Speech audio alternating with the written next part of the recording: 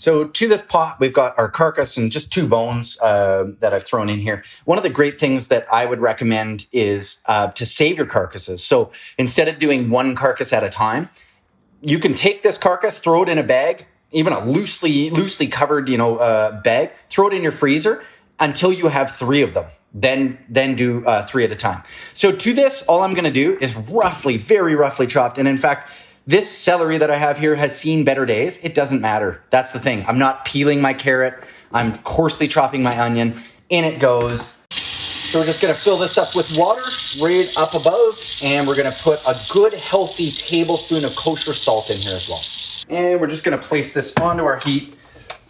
There isn't much to this. It just needs to simmer at a low simmer for at least 2 hours. The truth is, I put this on while I'm butchering. I usually cook my dinner, and my wife could tell you I often will leave it on the stove for 5, 6, 8 hours and just let it sit there and go. And honestly, if it reduces a bit too much, add a bit more water. It's okay. It'll be a million times better than anything that you buy in a store. You know what's gone into it. You can change the flavorings. If you like pepper, if you like garlic, if you like anything, you can add and subtract and change the flavor profile of your stock. It's one of the best things that you can do. And it's cheap. It's basically free. You've paid yourself to make this stock. All right, so we're about half an hour into cooking. We've got a rapid rolling boil for our stock. And as you can see, there's all this kind of gross stuff on top. This is the scum.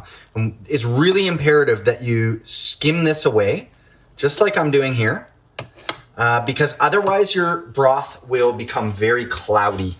If you want a nice clear broth, it's really essential that you do this as you go along. There's a couple of different methods to doing it, but this is the most important thing you can do is just skim it off the top.